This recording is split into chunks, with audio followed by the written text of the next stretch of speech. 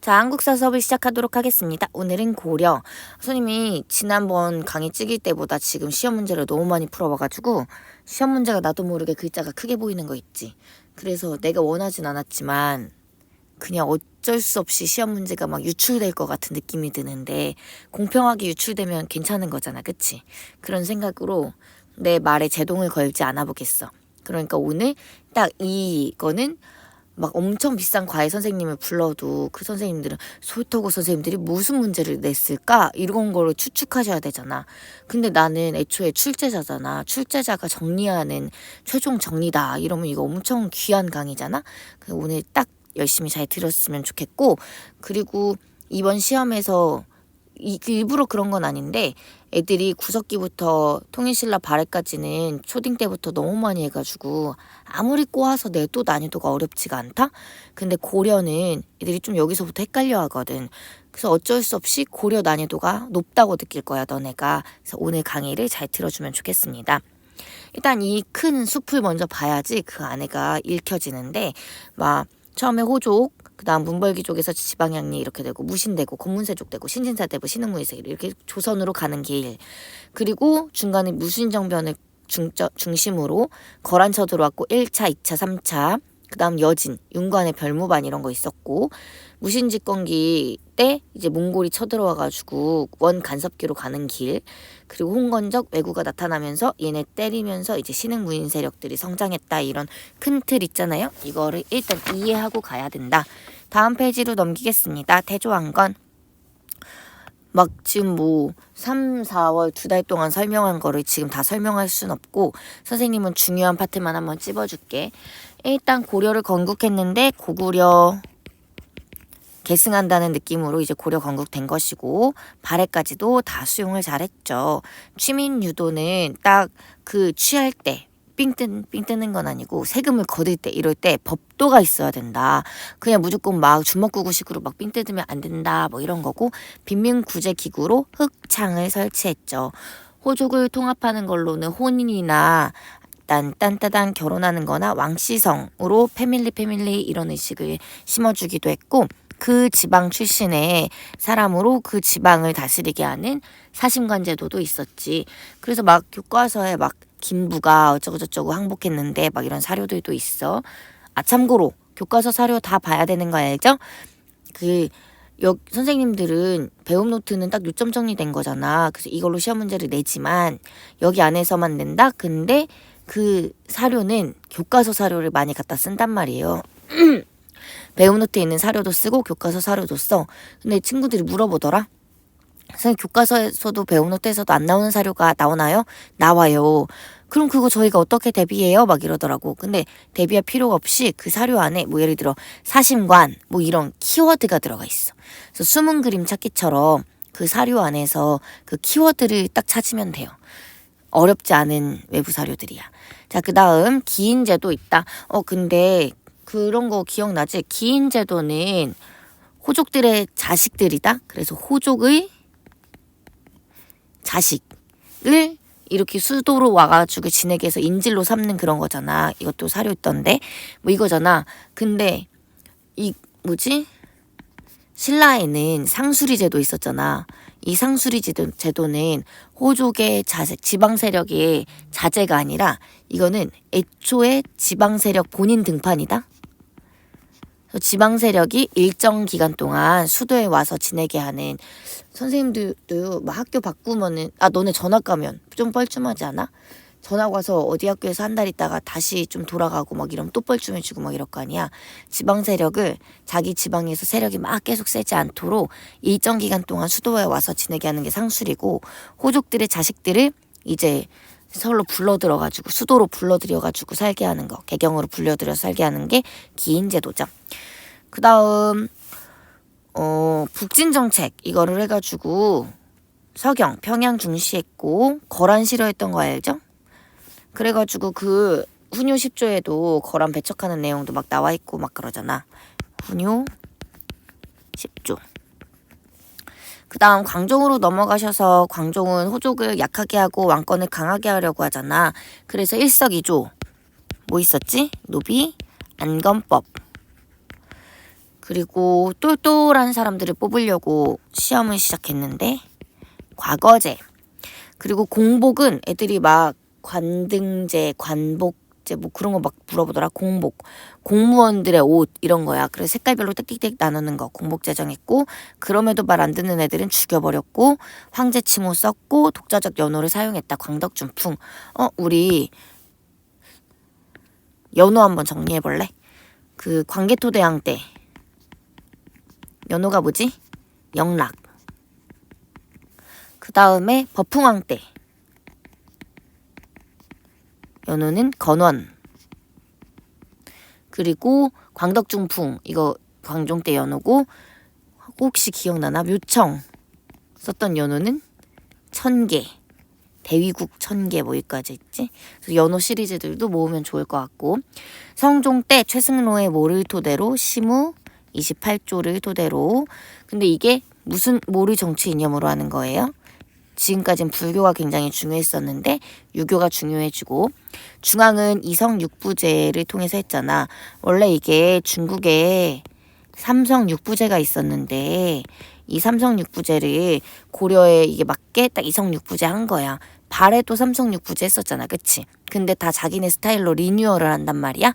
그래서 고려의 리뉴얼한 내용도 알아둬야 되고, 그 다음에 지방에 목이 좋은 데 있잖아. 가게를 설치할 때 막 목 좋은 데 가게 얻어야 돼 이런 것처럼 12목을 설치하고 여기에 지방간을 파견했다.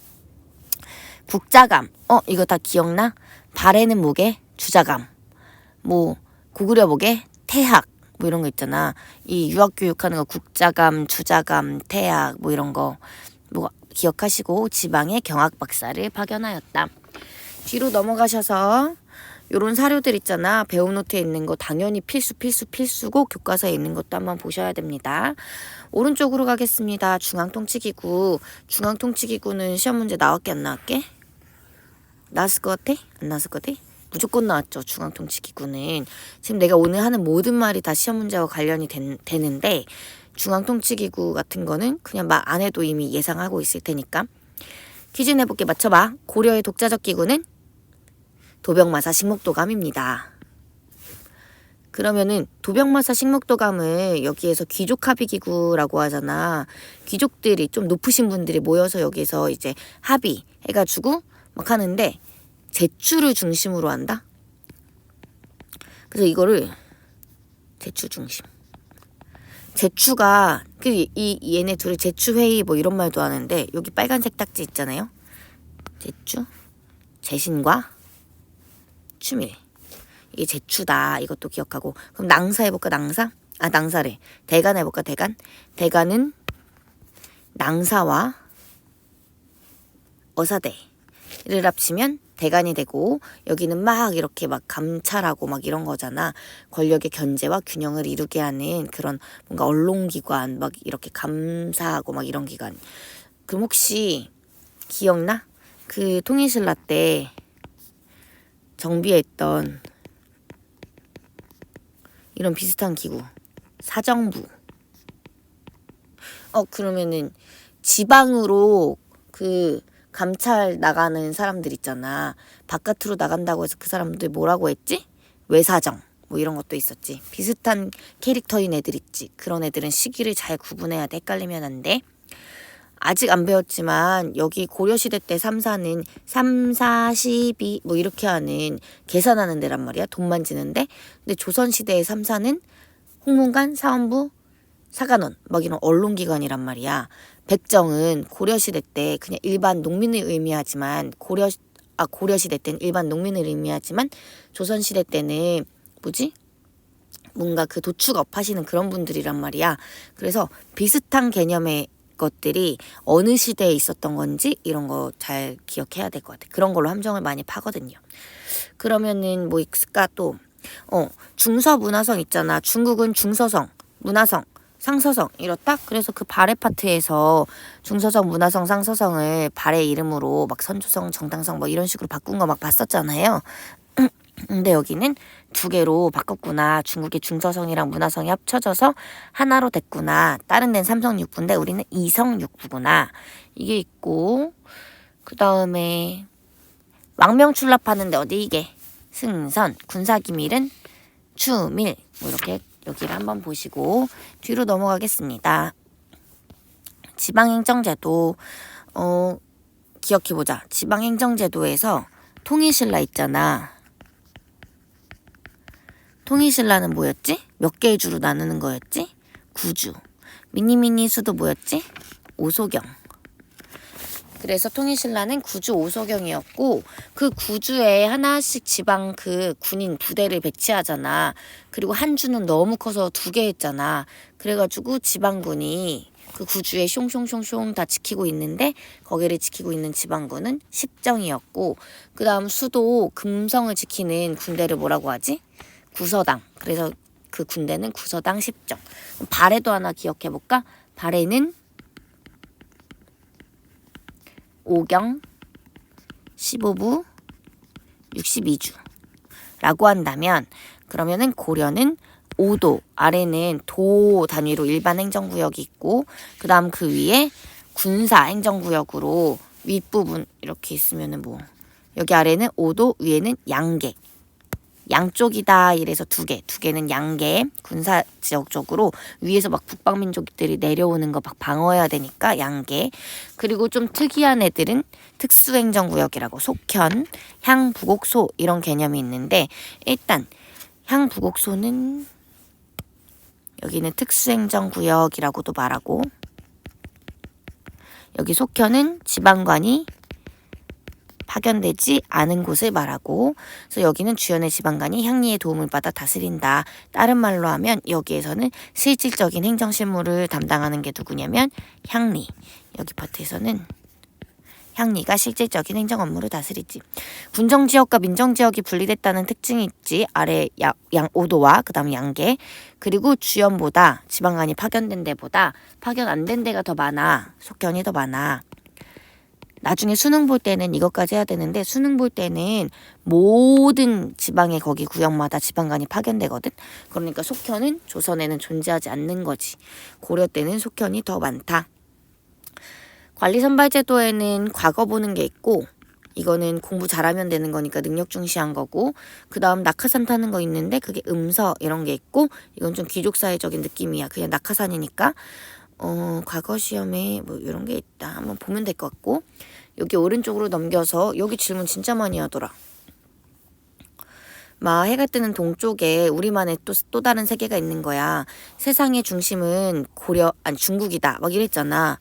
중국 중심으로 중국이 이게 가운데가 딱 중국이다. 그럼 나머지를 다 오랑캐라고 불렀던 거 알지? 그래서 동쪽에 있는 오랑캐 우리나라를 또 뭐라고도 불렀어. 동이족이라고도 부르고 막 이랬잖아. 근데 우리나라만의 또 단독 우리만의 세계가 있어가지고 우리를 중심으로 제주도에 있는 탐라국 있지. 여기도 우리의 제후국이야. 우리가 딱 여기 중심이고 여기 막 여진 뭐 아니면 여기 우산국 뭐 이런 식으로 또 여기만의 세상을 또 만든 거지. 이게 해동천하다. 중국 중심의 세계와 구분하는 독자적인 세계가 있다고 존재한다고 여기는 건데 우리도 황제가 될 수 있다. 황제국. 중국이 그래서 우리가 클래스가 달라 이러면서 나머지는 왕들이고 중국만 황제야. 그래서 진시 황제가 나는 니네들이랑 클래스가 달라 이러면서 황제라는 말을 처음 쓴 거거든. 그래서 황제는 좀 왕보다 높은 거 황제라 하는데 요쪽 라인에서도 우리도 황제야. 우리가 중심이야. 이러면서 황제 칭호를 쓴다든지 뭐 연호를 사용한다든지 막 이런 게 막 그런 건데 일단 이 해동천하가 반영된 그런 구체적 사례들을 보면 뭐 천자, 폐하, 표 이런 게 다 황제의 용어거든. 왕한테는 전하 이러거든. 근데 황제한테는 폐하 이러거든. 이게 황제식이고 황제가 하늘에 제사를 지낼 수가 있어. 그 황구제인데 이것도 우리나라에서 독자적으로 하고 중국의 제후국 중에 하나가 우리나라였으면 우리를 중심으로 여진, 탐라, 우산 이런 애들도 제후국으로 삼아가지고 막 체제를 구축한다든지 이런 게 해동천하, 고려의 독자적인 천하관이다. 뒷페이지로 넘어갈게요. 태조 때 북진정책. 그래서 위로 가려고 서경을 중시했었던 거. 그 다음에 어느 나라랑 친하냐면 송나라랑 친한 친송정책. 그래서 이것 때문에 짜증났었던 거란이 쳐들어오죠. 거란, 나중에 이름을 요로 바꾸기도 하는데 요가 송나라를 치고 여기를 먹고 싶어. 근데 송이랑 찐친 고려가 뒤통수를 빡 치면 어떡해? 그래서 이 배후 송나라 요가 송나라를 공격할 때 이 뒤를 좀 후방을 안전하게 하려고 고려를 이제 쳐들어왔지. 그러면서 막 이제 압박을 했단 말이야. 그때 1탄에서 거란의 1탄에 침입해서 1차 침입에서 소순영을 상대로 말빨로 했던 사람 누구예요? 서희. 그리고 보너스로 모두 얻었죠? 강동, 육주. 여기에서 여진이랑 관련됐던 게 뭐였냐면 여진은 동북 구성. 이런 얘기가 나온다. 근데 거란은 강동 육주예요. 그 다음에 뭐 어쩌고저쩌고 됐고 3차 때 강감찬이 귀주에서 대승을 거뒀죠. 그렇다. 여기는 너무 잘하시니까 넘어갈게요. 다음 여진.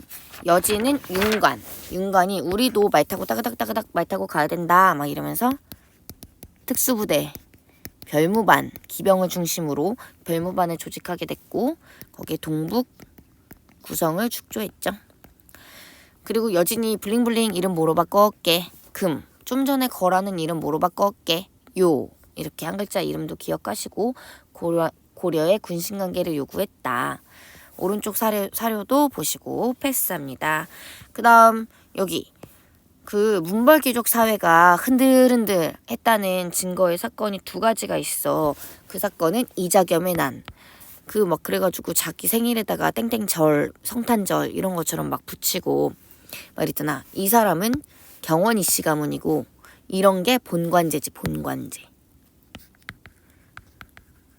그 출생 근거지 중요시 여기는 그런 전통이 고려 때 엄청 강해졌는데 그게 본관제인데 막 무슨 전주 씨 아니면은 경주 김씨 나는 밀양정 씨 너네 본관 뭐야? 결혼할 때 보면은 좀 나이 드신 분들이 막 자네는 본관이 어딘가 막 이런 거 질문하잖아. 그래서 본관 모르면은 막 약간 그 집에 전통이 없는 식으로 막 생각하시는 옛날 분들도 막 아직 계시잖아. 경원이 씨인데 경원이 씨가 왕실 외척으로 권력을 독점했고 앞에서부터 형광펜 쓸걸. 그리고 무척중경 배신으로 어떻게 됐는데 어쨌든 문벌귀족 사이가 참 썩었구나. 문벌귀족이 왜 이렇게 나대냐 뭐 이런 걸 볼 수 있었던 그거였고 그 다음 묘청의 서경 전도운동은 지금 개경에서 문벌귀족이 썩었으니까 수도를 옮깁시다 막 이렇게 하는 거여서 문벌귀족 사회가 썩었다 동요한다 막 이거의 증거가 두 개가 될 수 있는 거죠.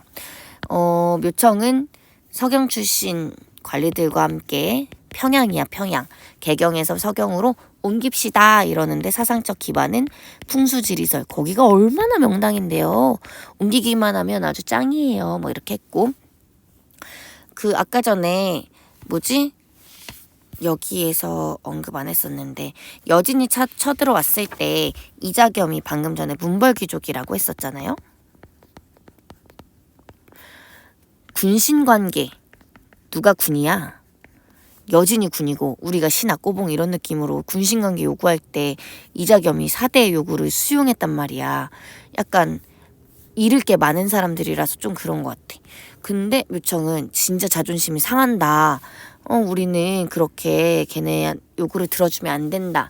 금나라를 정벌하자. 뭐 이렇게 얘기를 하고 그 다음 우리 칭제건원 황제를 칭하고 연호를 사용하자. 우리는 그렇게 자존감 떨어지면 안 된다. 막 뭔가 자주적이지. 그리고 서경으로 수도를 옮기자.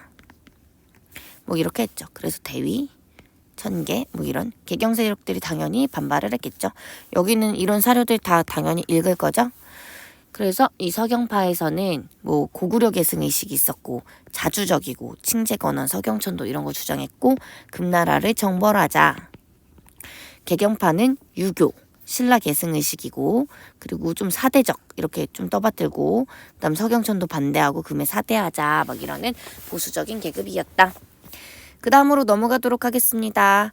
그동안 차별받았던 무신들이 정변을 일으켜 그래서 맨 처음에는 근데 중방 원래부터 있었던 거다. 이때 이유방 때 처음 만든 건 아니야. 중방을 중심으로 권력들을 행사하다가 그 다음 지네들끼리 죽이고 막 그래. 그동안 너무 차별받았잖아. 막 그 파티 이런 데 초대받은 왕이랑 그 문신들은 여기서 막 놀고 있고 삼겹살 구워 먹을 때 무신들은 여기서 막 지키고라 있으라고 하니 그럼 나는 진짜 못 견뎠을 것 같아. 삼겹살 냄새 막 바베큐는 펑펑 풍기는데 나는 밖에서 지키고만 있고 얘네들 막 심심해졌을 때는 야 너랑 둘이 이렇게 개싸움처럼 둘이 싸워.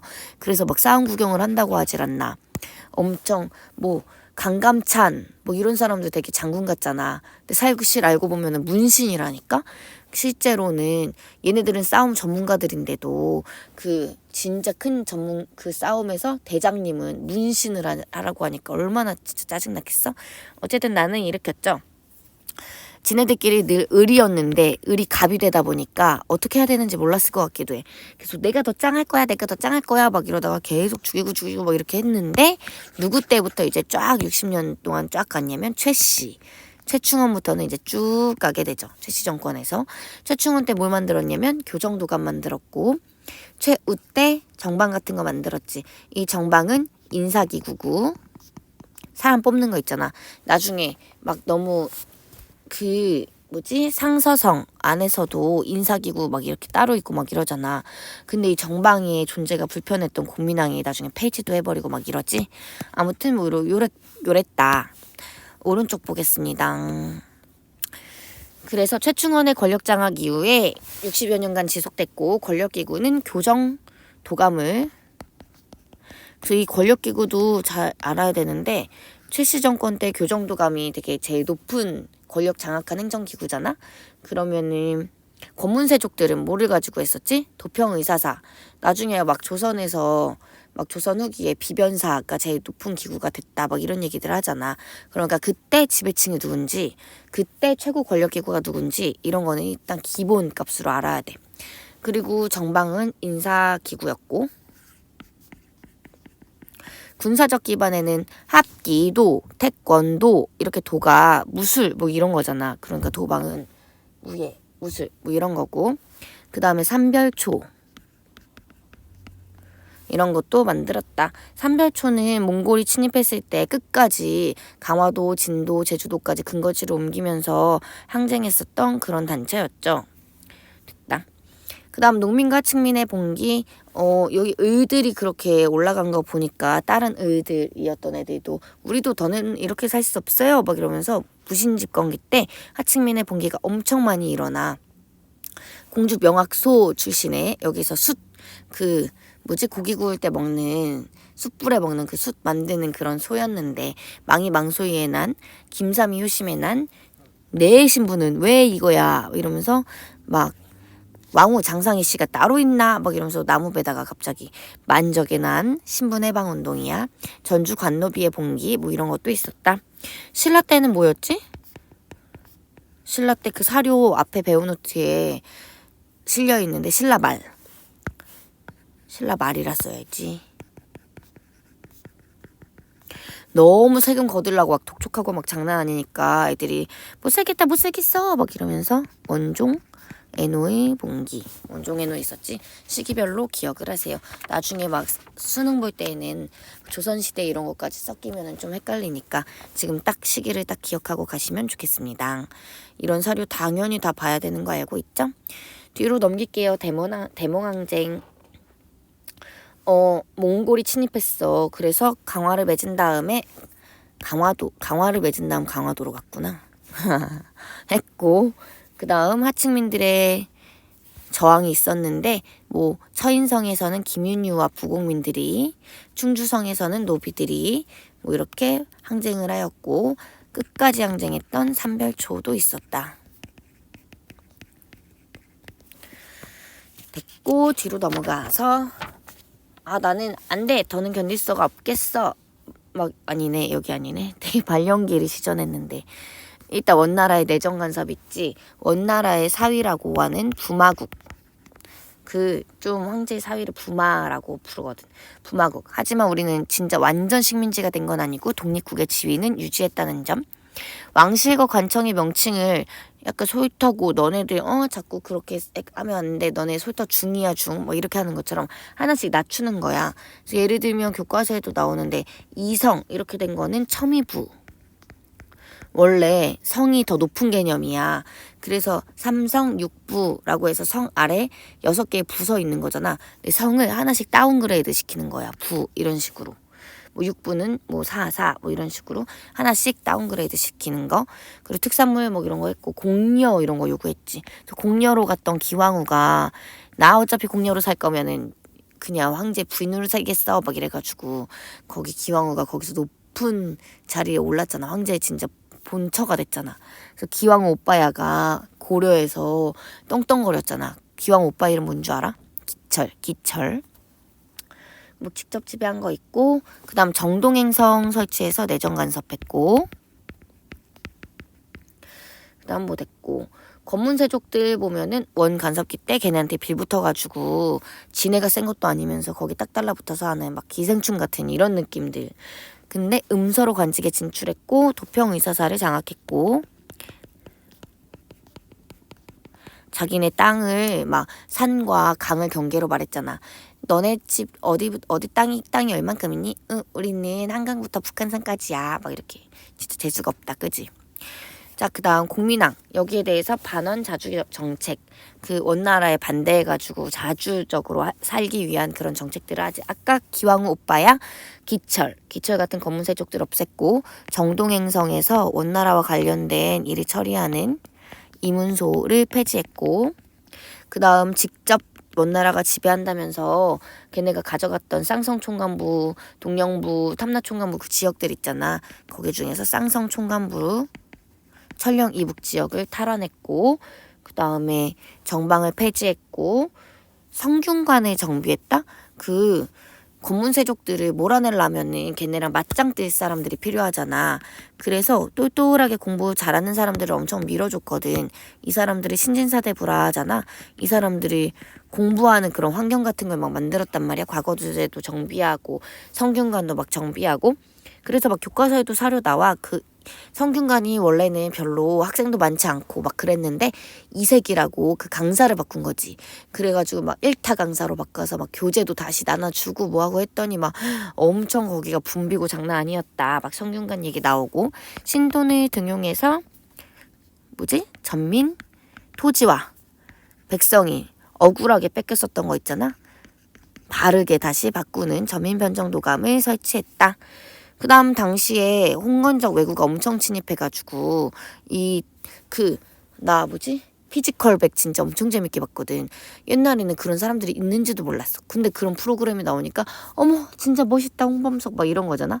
홍건적 왜구가 없이 평화로울 때는 그 싸움 잘하는 사람들이 두각을 나타내기 쉽지 않은데 계속 여기저기서 막 찔러대는 애들이 많으니까 막 싸움판이 많이 벌어지니까 막 거기에서 이제 어머 저 사람 진짜 잘 싸워 이성계 어머머 막 이렇게 되는 거잖아.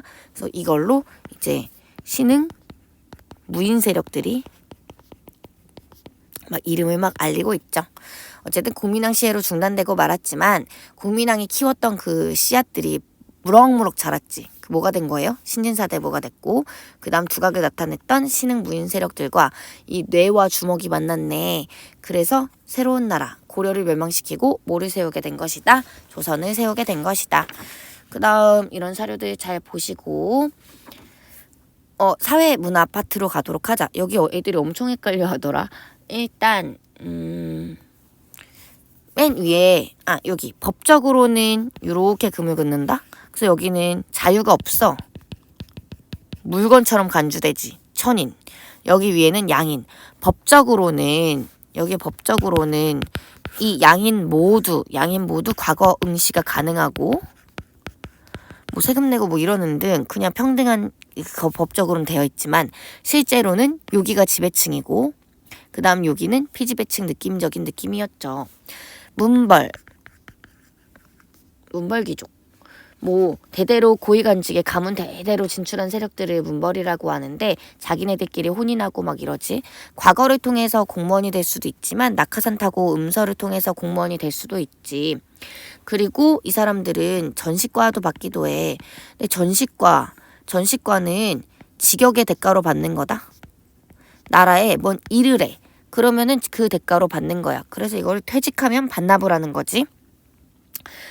그리고 그게 기본이야.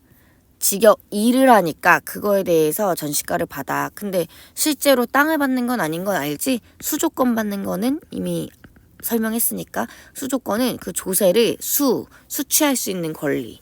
수조권을 받는 건데 소유권은 아니고. 그 전에 신라 노급이랑 관료전 비교할 수 있지?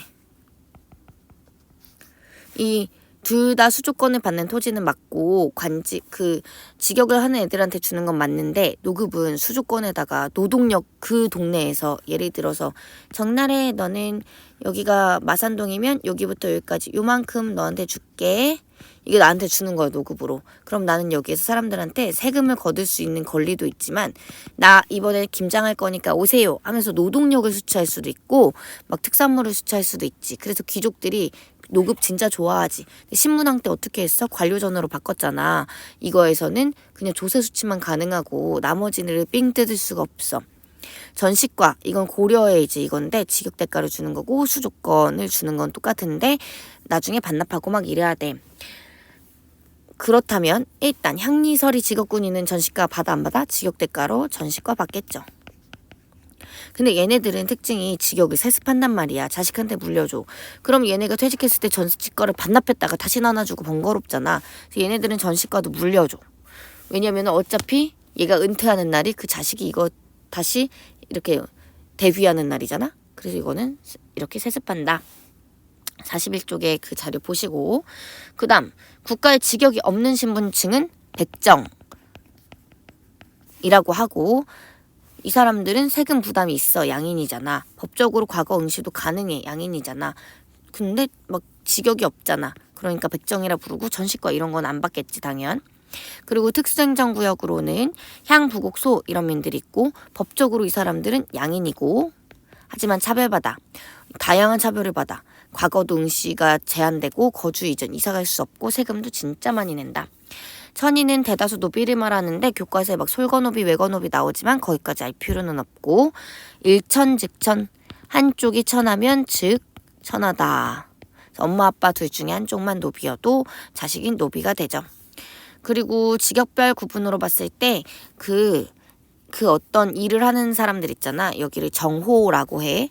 그리고 이 일이 없는 사람들 백지 상태 이런 느낌으로 백정이라고 하지. 일반 농민들. 지역별로는 주현이 있고 지방관이 파견된 동네, 지방관이 파견 안 된 속현이 있고 그 다음 특수행정구역, 향부곡소 이렇게 있죠. 본관제는 가문의 근거. 아까 그래서 그 경주 이씨, 막 경원 이씨 뭐 이런 게 본관제인데 가문의 근거지나 거주지 중시하는 거고 그 다음 귀양형은 거주 이전의 금지 뭐 이런 거다. 향리는 효족이 향리로 재편됐는데 속현이나 특수행정구역을 실질적으로 운영하는 사람들이죠. 과거를 통해서 요 사료에도 나와 있듯이 향리는 중앙관직으로 아예 딱 고정된 거 아니야. 진출하는 것도 가능한 그런 사회였다. 뒤로 가시면 북의 모계가 동등한 그런 사회구조여가지고 막 일부 일처제고 막 외손자도 음서 혜택을 받고 여성의 지위는 은근 높았다. 그래서 아래 사료 보면은 재혼했는데 그 엄마 자식을 가르치지 않을라 해가지고 내가 전 남편 볼 낯이 어딨냐 막 이러면서 안 된다. 우리 자식 교육시켜야 된다. 막 이러면서 막 이렇게 하는 얘기지. 그래서 북계와 모계가 동등했었다. 자, 그 다음 문화사로 가겠습니다. 문화사 여기 진짜 잘하세요. 알겠죠? 일단 그 전에 통일신라 때는 해초, 왕후천추국전, 의상, 원효 이런 거 했었다면 여기에는 스님들이 좀 많이 나온다. 의천과 진울 뭐 이렇게 나온단 말이야. 그러면은 의천도 나오고 진울도 나오고 근데 또 이런 것도 헷갈려.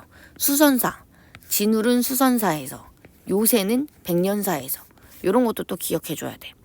그 다음에 의천이 생각했을 때 당시의 불교계의 문제는 선종과 교종이 이렇게 쪼개져가지고 너무 극단적이다. 이게 그거였잖아. 그래서 이거를 통합하자 뭐 이러면서 천태종, 해동 천태종을 창시해가지고 이거를 통합시키긴 통합시키는데 연고전 이거는 연대 애들은 연고전이라고 하고 고대 애들은 고연전이라고 하고 우리가 일본이랑 축구 붙으면 한일전이라고 하고 일본 애들은 일한전이라고 하고 어쨌든 앞에 뭔가 51% 갑자기 환승연애 그 말이 생각나네.